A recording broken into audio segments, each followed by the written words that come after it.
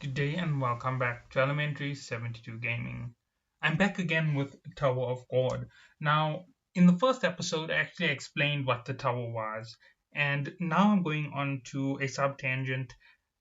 To be honest, it's one of my biggest passions. It takes so much of time to read this book every week, and I don't have time to do it. So I need to justify a way to do it, so I'm adding it to my channel. That is the reason why this content is here. So here we go, and let's just talk about this book.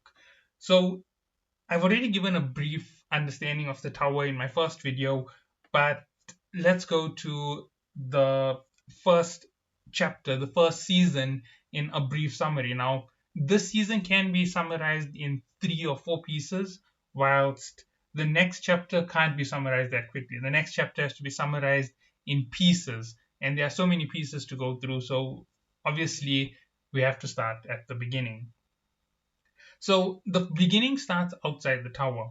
We only get 2 glimpses of the outside. We only see walls and we see the bright hand reaching through an invisible door through the floor. That is all we get to really see of the outside. We don't understand anything about that world. We don't have enough information from the book about what is outside. Whatever information we do get is then given to us through memories and flashbacks as we go to the next step of the story. Now, once it comes to the entrance of the tower, we have the first floor. I am going to break this up into 2 sections as I'm talking about it. The entrance to the first floor actually happens in this sequence. The first one to arrive is Rachel.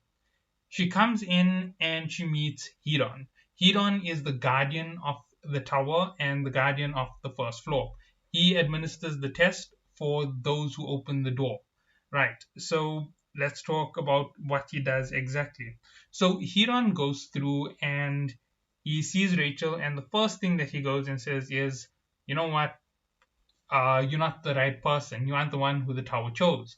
And she starts to break down and she starts to say that she really wants to, and she calls him the fairy. Now, calling him the fairy means that we understand that she doesn't know everything about the tower. We know the information outside doesn't tell you everything that happens inside. So there's nobody with that perfect understanding of what happens inside the tower.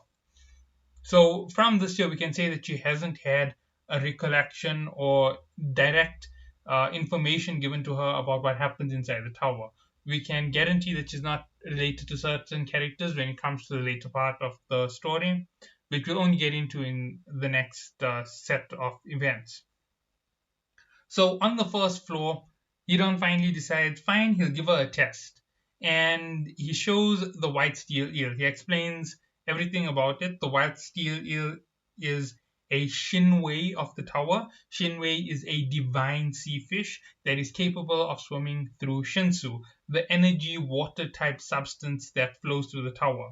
Now, a lot of people misconstrue Shinsu to be water. Shinsu is a flowing form of energy. It can take the form of water, air, um, fire. Basically, anything in the tower is made of Shinsu. And the substance has the ability to compress items, to blow items up in size, to prolong your life, to shorten your life, to harm you, to heal you. It has many different aspects. It can strengthen your body, as I was saying. It can stop you. There's a whole lot of applications of the substance. That is not what the story is about, but just to give you an idea of what this sea fish is moving through.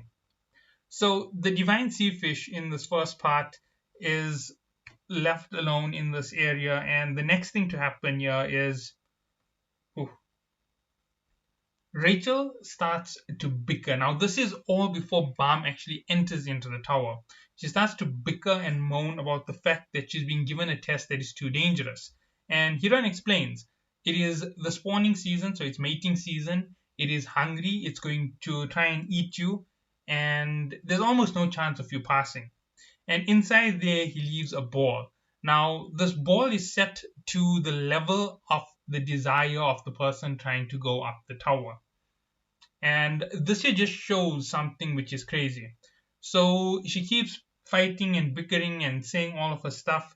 And finally, Hiron notices that Balm has arrived to the tower, and he says, now the true hero has arrived. And he just puts up a Shinsu barrier that makes her invisible so that nobody can see. Now, when this action happens, the next thing we see is Bam. And Bam is talking to Hiron. And he is shocked about everything. He doesn't know what to expect. That says that he has absolutely no information or memory about what is on the outside. He just has basic information and he's being told what he has to do. So Bam's first question is, have you seen a girl with freckles? So Hiran says, what is your name? And he gives his name. I am the 25th Bam because that was the night that he was born on. So Bam in Korean means chestnut or night. It's very important to know that there because it has references later on when you go through the story. So at this point, he's given an option on how he wants to basically progress to the test, whether he's going to go for it or whether he's going to pull out. And Hiron basically tells him, if you go into this room with that white steel eel and pop the ball, you can go to the next floor, and you can try and find the girl you're looking for. But there's something you should know. She could already have been eaten by the eel, or she could have been killed somewhere in the tower. There's no way to know what has happened. But if you do this here, you risk it all and you go up the tower. That is the only way that you can find out what you want to know because all things lie up the tower. So Bam doesn't even hesitate and he starts running towards it. Now, this is where a tangent story, a side character, shows up. The side character over here is one of the princesses of Jahad. Now, Jahad is part of the first 13 who ever climbed the tower. He assembled his friends and they climbed the tower all the way to the 134th floor. We know the 131st floor exists because the gate to the 131st floor is sealed. It could be the end of the tower, it could be a part of the greater climb. We have no idea what goes on past that point. So, nonetheless, they receive a token from Jahad that brings his power into the princess. I believe it's a drop of blood or some type of token of energy. And when it is given to this woman, it amplifies all of their magnificent skills many times over. It makes their strength behemoth compared to what the normal person would have. And that's just the effects of his blood. So she is coming down the bottom of the tower because her name is Princess Yuri Ha Jahad. And she decides it's time for her to go and see what has happened at the bottom of the tower because someone has opened the door. It's an irregular and they bring change to the tower. And she's accompanied by a guide. Now, a guide is a special role within the tower. The individuals who can see the parts of the tower and can go to places where most people can't go. Now, he's a part of a special race called a Silver Dwarf or something along that route. I'm not exactly sure on what the race is called. But he can see the crossroads where people meet. And when they come here, they're looking down and they're looking at the whole story while Hiran is talking to him. And they look at what the test is, and the statement between Yuri and Evan is he's trying to deter him from trying to climb the tower. It's impossible for him to pass this test. And when they say this here, they're like, no, don't worry, he's not going to take the test. And he starts running to take the test. So Yuri jumps down and kicks him in the face to stop him from committing suicide because that's literally what he's doing. So they start talking, and between Yuri and Bam, the talk continues, and Yuri is fighting with Hiron. He hasn't completed the correct procedure. Obviously, we know that he was actually interrupted in the correct procedure because he was already dealing with one individual and the second individual arrived in between. The first individual didn't want to take the test. So this test is actually set to the goal of someone who is not worthy of the tower, someone who is not chosen by the tower. It's just a show of the great difference between the two characters who started off this book. If you're thinking about it, each test is set to the desire level of the other person. So if someone wishes to do something impossible, the task is basically impossible. And if it's something so great that it's beyond their power, that means the tower was beyond them. They were never meant to be there. So Hiran set the test at that level, and he allowed Baum to take it. There's more than one reason why he's allowing him to take it, and I'll explain it as this part unfolds. So they bicker back and forth, and she says that the test is unfair. Hiran knows this test is unfair, so he alters the rules and allows the princess to borrow him a weapon. Now, borrowing him a weapon is not allowed, it's not part of the rules, it's against the rules. And Evan, as I said, he can see the paths where you intersect with your destiny. So he can see the path to complete this test. And he's there, and Yuri asks, is there any way that he can pass this? And he says he can't see anything. He's lying, actually, because he doesn't think that Baum has the ability or the guts or the courage to actually pass the test. So they go back and forth, and Hiran decides to be a little bit nasty with the way in which he's allowing the interdiction into the rules. He forces Yuri to give away a very special weapon, one of the 13-month series. Now, the 13-month series will come into effect when we get to the next floor. I'll explain it a little bit better when we get into the major part of the next part of the story. But nonetheless, he purposefully does this here to deter her from helping, because those weapons, if you get caught lending it to anybody, the king will basically execute you. So that is what the threat that she is facing is basically, and she still lends him the weapon regardlessly. And Hiran is actually shocked when she does this here. He's like, wow, you actually did it. I can't believe you did it. You're risking your life for the newbie. So Evan makes a comment which a lot of people have held on to, and they believe that this is 100% factual. And his comment is, did you fall in love with him at first sight? And Yuri just says, keep quiet, and hits him in the head. I'm paraphrasing what she said. But anyway, Baum rushes into this test, and when he comes to the eel, he has no fear of death. He has the fear of losing something greater, the fear of a greater loss than his own life. His fear isn't for himself. And this is something spectacular. It's greater than courage. It's greater than power, greater than strength. And it gives him the ability to transcend fear.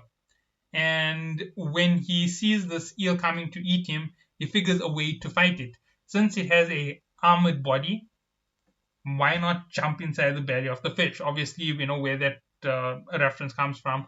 But nonetheless, he actually does it. He jumps into its mouth passively, peacefully with this 13-month weapon, which is called the Black March. I didn't mention that yet. And he stabs it in its tongue. Now, this causes the eel to convulge and spit him out. Once he is spat out, there isn't a chance for him to actually do anything, and that is the end of where Baum is at that point. So the eel is in pain, it's gone all crazy, it can't do anything, and it starts spinning around in circles. Baum heads to the ball, which is the whole idea in the test, and he hits it with the 13-month series weapon. Now, the 13-month series weapon, the needle that he has, is the most powerful needle in the tower. When he strikes the ball, it doesn't pop. And the fact that it doesn't pop means this is an incredibly difficult ball to pop. As far as Yuri and her guide speak of it, there isn't anything like that they've ever seen before. And there's another reason why they're special, because they are rankers of the tower. That means they've already completed the climb to the top. And this is beyond the level they've ever seen for a test. So the first thing that happens here is Baum takes out his other weapon, his chopper, and he smashes it into the wall. It instantly shatters to pieces because of how hard it is, and he starts slamming the Black March into the ball over and over again with this intent from inside him screaming, break.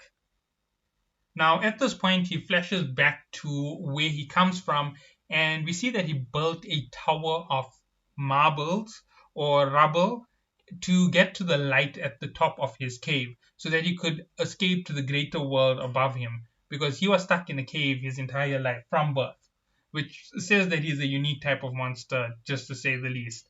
Remember, being stuck in a cave We don't know whether he's been given food or anything like that, but you can think that he's stuck at the bottom of a cave and he does all of this just to get to that light. There's definitely something spectacular about it. So nonetheless, at this point, we see all of this in his past, and Evan decides to scream, ask the Black March to lend you her power and ignite herself. And the Black March is a weapon, but in the tower you get special types of weapons that contain a soul. They're living weapons. And when you ask them for their power, or when you um, stoke their egos for power, they ignite and they can roar with more power than you can imagine, just for a short burst or for however much potential the user has. So if it has a weak user and it ignites, it's not going to be spectacular, even if it's the highest level weapon. Something to note about it. So that ball, as powerful as it is, if it didn't bust with his ignition, that means that Bam wasn't of that level worthy. And remember, I said it's almost impossible to the grade of wish that Rachel had.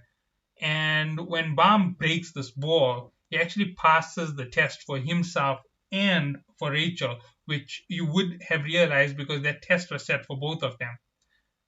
And when he breaks it, he's done something that nobody did before. He managed to get the Black March to ignite. We find out that she likes Bam, so she allowed him to ignite it. And that's basically where the story kicks off for us. Now, we're going back to the floor. This is something that cuts out. Yuri is told that he's gone up to the next floor because that's what his wish was, to pursue the one that he wanted. So he's gone to the floor of tests, which is called Evan Tells Hell. So Yuri and Evan embark to get that way. And on this floor, Hiron starts speaking. He says, "Did you not see it?" And he lowers down his Shinsu barrier, and Rachel is coughing and struggling with it because she can't even handle the little bit that he exposed her to. And he says, "You really are pathetic, that you really are weak." So they keep speaking, and Hiron decides, you know what, I'll make a deal with you. If you go up and kill this boy, you can keep climbing the tower endlessly. Now, there's something greater to it. Obviously, I don't know what his reason is.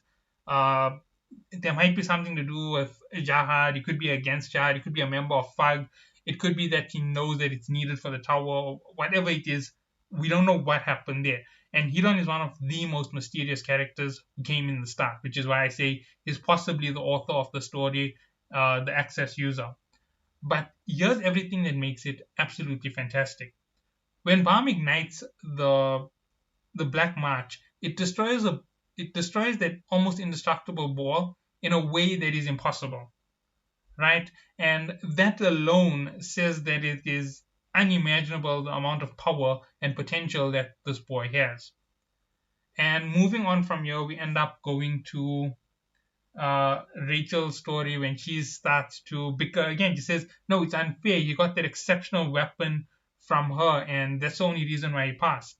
And Hiron stops and he says, "Don't act like that. You know you truly are ugly inside, and it's not the fact that he got the weapon. It's the fact that he was willing to try that makes him worthy to climb. You aren't even willing to try, so how can you justify climbing up the tower?" And he makes the deal for her to kill Bam, and if she kills Bam, she can continue up the tower. He even assists her by giving her a very special assistant, a weapon, in her climb of the tower. The one we end up knowing as Ghost, or I'm forgetting his name, but nonetheless, he is given by Hiron to help Rachel, and they both proceed up to the second floor. Now, I will get into the second floor's test in the next video. Catch you all then. Have a good day.